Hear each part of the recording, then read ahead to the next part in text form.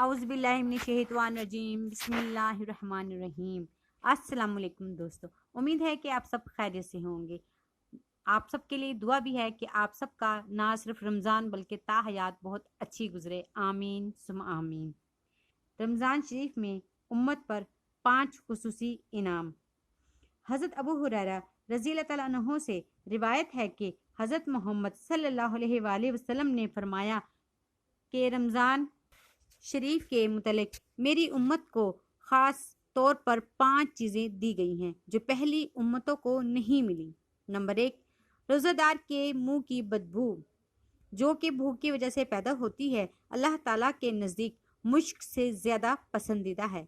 Number 2، ان کے لیے دریا کی مچھلیاں تک دعائے مغفرت کرتی ہیں اور افطار کے وقت تک کرتی رہتی ہیں۔ نمبر 3، جنت ہر روز ان کے لیے سجائی جاتی ہے۔ پھر حق تعالیٰ فرماتے ہیں کہ قریب ہے کہ میرے بندے مشقتیں اپنے اوپر سے پھینک کر تیری طرف آئیں۔ نمبر 4، اس ماہ مبارک میں سرکش شیاطین قید کر دیے جاتے ہیں کہ وہ رمضان میں ان برائیوں کی طرف نہیں پہنچ سکتے جن کی طرف غیر رمضان میں پہنچ سکتے ہیں۔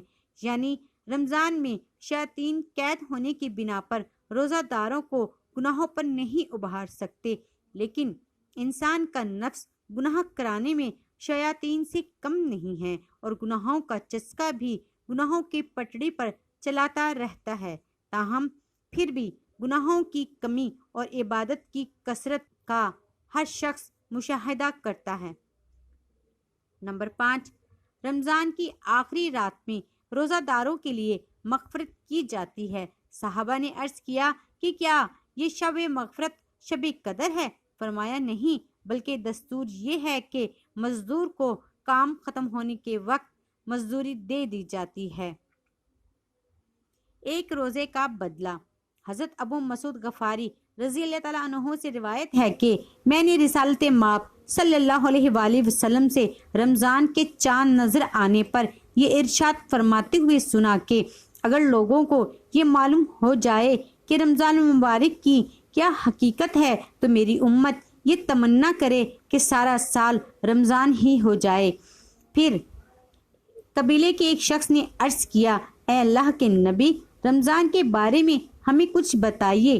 آپ نے ارشاد فرمایا، رمضان المبارک کے لیے جنت شروع سال سے آخر سال تک سجائی جاتی ہے۔ جب رمضان شریف کا پہلا دن ہوتا ہے تو عرش کے نیچے سے ایک ہوا چلتی ہے جس سے جنت کے درختوں کے پتے ہلنے لگتے ہیں اور حوریں عرض کرتی ہیں، اے ہمارے رب، اس مبارک مہینے میں ہمارے لیے اپنے بندوں میں سے کچھ شوہر مقرر کر دیجئے جن سے ہم اپنی آنکھیں ٹھنڈی کریں اور وہ بھی ہم سے اپنی آنکھیں ٹھنڈی کریں۔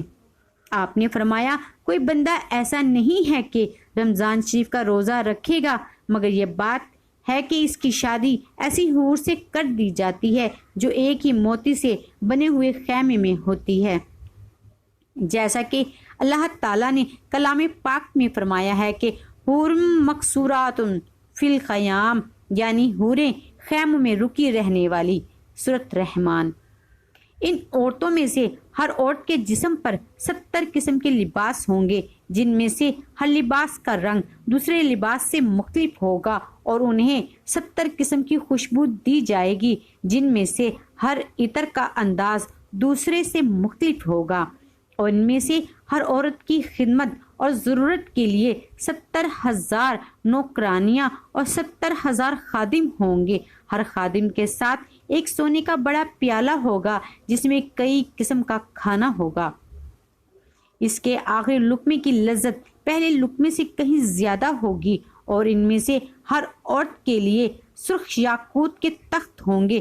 ہر تخت پر 70 بسترے ہوں گے جن کے استر موٹے ریشم کے ہوں گے، اور ہر بسترے پر 70 گدے ہوں گے، اور اس کے خاوند کو بھی اسی طرح سب کچھ دیا جائے گا، اور وہ موتیوں سے جڑے ہوئے سرخ یاقوت کے ایک تخت پر بیٹھا ہوگا۔ اس کے ہاتھوں میں 2 کنگن ہوں گے۔ یہ رمضان المبارک کے ہر روزہ کا بدلہ ہے، خواہ جو شخص بھی روزہ رکھے۔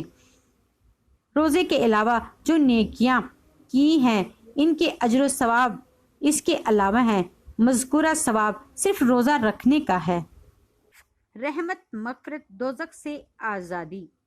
حدیث شریف میں ہے کہ رمضان ایسا مہینہ ہے کہ اس کے اول حصے میں حق تعالیٰ کی رحمت برستی ہے، جس کی وجہ سے انوار و اسرار کے ظاہر ہونے کی قابلیت و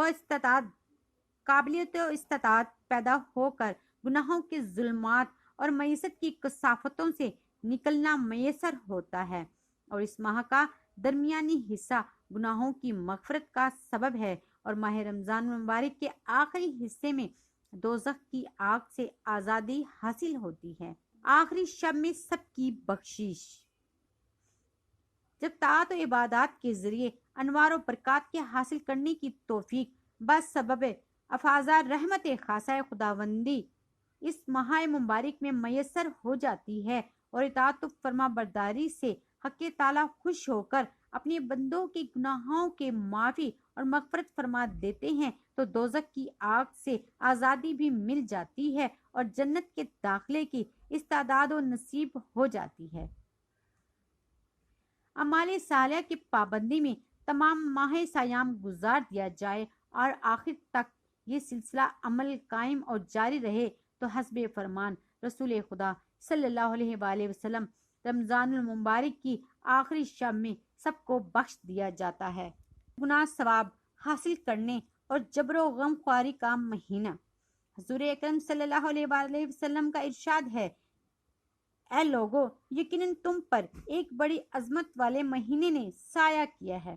یہ برکت والا مہینہ ہے، اس میں ایک رات ایسی ہے کہ اس کے اندر عبادت کرنا 1000 مہینوں کی عبادت سے بہتر ہے۔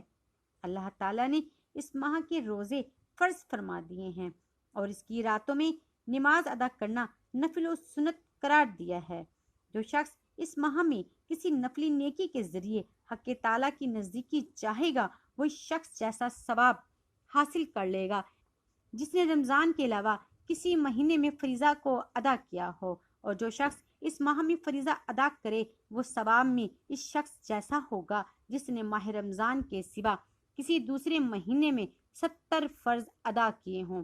اور ماہ رمضان وہ مہینہ ہے کہ اس میں صبر کرنا پڑتا ہے، نفس کو اس کی خواہشات سے روکا جاتا ہے، اور صبر کرنے کا ثواب جنت ہے، اس کے بدلے میں بہشت ملتی ہے۔ وہ ایسا مہینہ ہے کہ اس میں محتاجوں اور بھوکوں کی مال و جان کے ساتھ غم خواری کرنی چاہیے، اور یہ ایسا مہینہ ہے کہ اس میں مسلمانوں کا رزق زیادہ اور اس میں برکت دی جاتی ہے، اور چونکہ اس ماہ میں غم خواری اور خیر خواہی کا حکم کیا گیا ہے، یہ بھی فقیر اور محتاجوں کے رزق میں وسعت اور زیادتی کا سبب ہے۔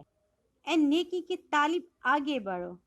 رسول اللہ صلی اللہ علیہ وآلہ وسلم کا ارشاد ہے کہ رمضان کی جب پہلی رات ہوتی ہے تو شیاطین کو بند کر دیا جاتا ہے اور مضبوط باندھ دیا جاتا ہے، اور سرکش جنوں کو بھی بند کر دیا جاتا ہے، اور دوزخ کے دروازے بند کر دیے جاتے ہیں، اس کا کوئی دروازہ بھی کھولا نہیں جاتا، اور بہشت کے دروازے کھول دیے جاتے ہیں، اس کا کوئی دروازہ بند نہیں کیا جاتا، اور ایک آواز دینے والا آواز دیتا ہے کہ اے نیکی کے طالب، آگے بڑھ کہ نیکی کا وقت ہے، اور اے بدی کے چاہنے والے، بدی سے رک جا اور اپنے نفس کو گناہوں سے باز رکھ، کیونکہ یہ وقت گناہوں سے توبہ کرنے اور ان کو چھوڑنے کا ہے، اور خدا تعالیٰ کے لیے ہے۔ دوزخ کی آگ سے آزاد کیے ہوئے یعنی اللہ تعالیٰ آزاد کرتا ہے بہت بندوں کو دوزخ کی آگ سے اس ماہ مبارک کے، اور یہ آزاد کرنا رمضان شریف کی ہر رات میں ہے،